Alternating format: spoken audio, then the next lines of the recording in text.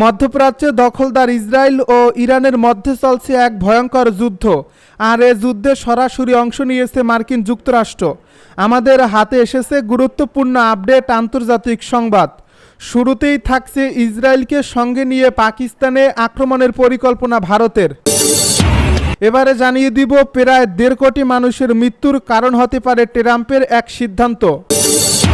এদিকে ইসরায়েলের সঙ্গে সম্পর্ক থাকলেই মৃত্যুদণ্ডের আইন পাস। আরও জানাবো ডোনাল্ড ট্রাম্পকে যে জবাব দিলেন খামেনি। সর্বশেষ জানিয়ে দিব সার্কের বিকল্প জোট গঠন করছে চীন, পাকিস্তান, সঙ্গে আছে বাংলাদেশও। এতক্ষণ শুনছিলেন আপডেট আন্তর্জাতিক সংবাদের শিরোনাম, এবারে বিস্তারিত। তবে তার আগে অনুরোধ রইল ভিডিওটিতে একটি লাইক এবং কমেন্ট করে জানিয়ে দিন ভিডিও সম্পর্কে আপনার মূল্যবান মতামত। আরও জানিয়ে দিন ভিডিওটি কোথা থেকে দেখছেন বা কোন জেলা থেকে দেখছেন। ইসরায়েলকে সঙ্গে নিয়ে পাকিস্তানে আক্রমণের পরিকল্পনা ভারতের। মুসলিম বিরোধী মনোভাবে মিল থাকার কারণে কট্টর হিন্দুত্ববাদী নরেন্দ্র মোদীর ভারতের সঙ্গে ক্রমশই সম্পর্ক ঘনিষ্ঠ হচ্ছে জায়নিস্ট দখলদার ইসরায়েলি নেতানিয়াহু প্রশাসনের।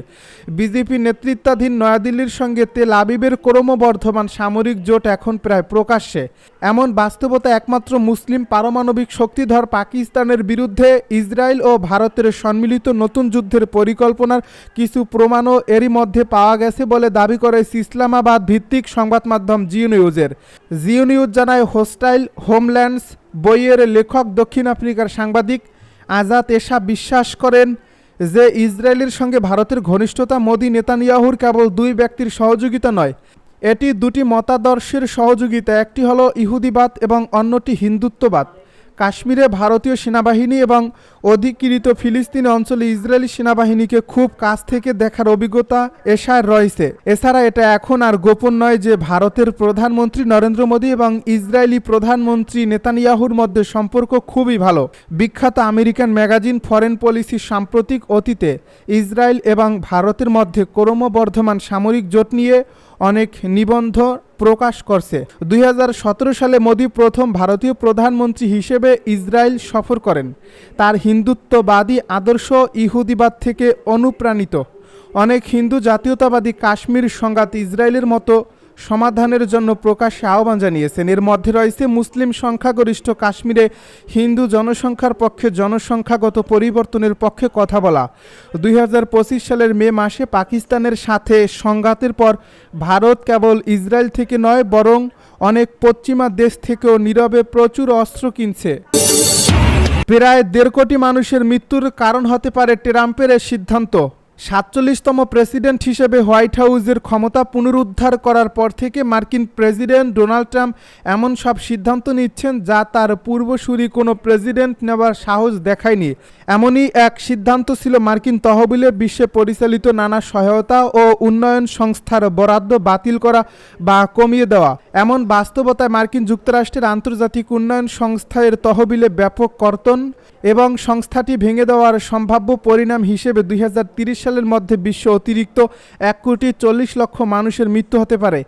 সোমবার চিকিৎসা বিষয়ক প্রসিদ্ধ জার্নাল দ্য ল্যান্সেটে প্রকাশিত এক গবেষণায় এই উদ্বেগজনক তথ্য উঠে এসেছে। খবর রয়টার্সের। ডোনাল্ড ট্রাম্পের প্রশাসন ক্ষমতা আসার পর থেকেই বিশ্বজুড়ে ইউএসআইডি এবং এর সাহায্য কর্মসূচিগুলোর তহবিল কমানোর পদক্ষেপ নিয়েছে। মার্কিন সরকারের পক্ষ থেকে বলা হচ্ছে অপব্যয় রোধ এবং মার্কিন করদাতাদের অর্থের সদ্য ব্যবহার নিশ্চিত করার বৃহত্তর পরিকল্পনার অংশ হিসেবে এই পদক্ষেপ নেওয়া হয়েছে। তাদের মূল উদ্দেশ্য হলো আমেরিকার স্বার্থকে প্রাধান্য দিয়ে বৈদেশিক সাহায্য কর্মসূচিগুলোকে নতুন করে সাজানো। ইসরায়েলের সঙ্গে সম্পর্ক থাকলেই মৃত্যুদণ্ডের আইন পাস। দখলদার ইসরায়েলের সঙ্গে সহযোগিতামূলক সম্পর্ক থাকলেই পেতে হবে মৃত্যুদণ্ড।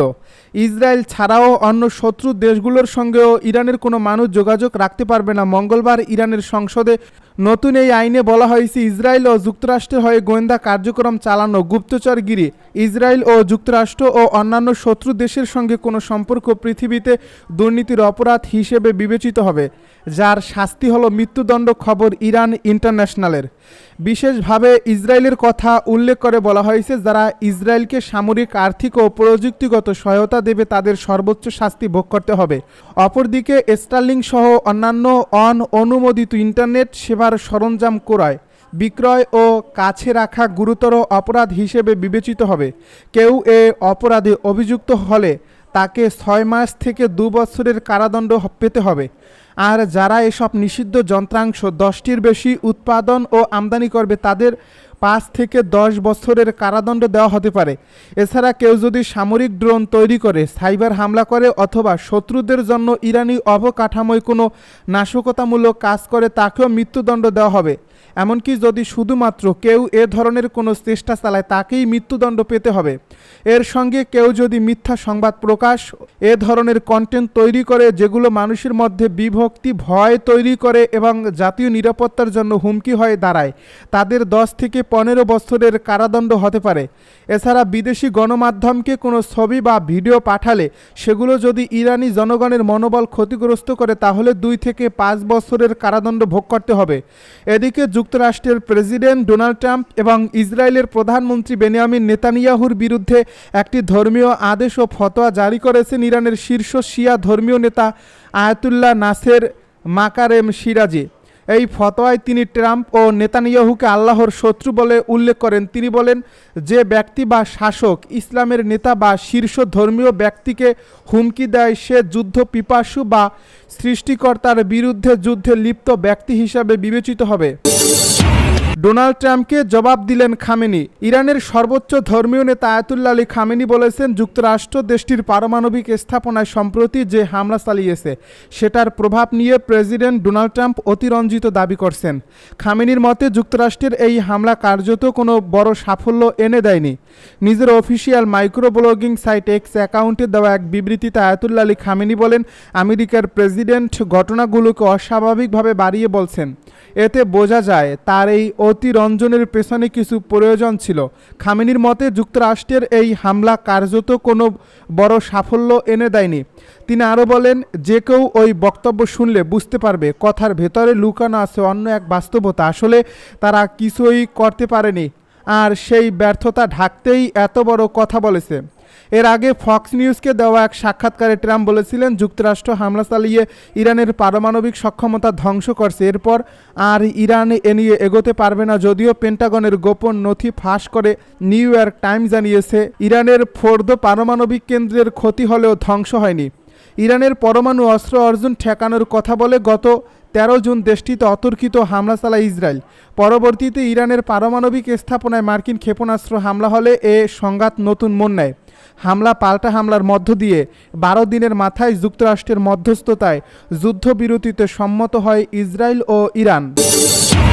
সার্কের বিকল্প জোট গঠন করছে চীন, পাকিস্তান, সঙ্গে আছে বাংলাদেশ।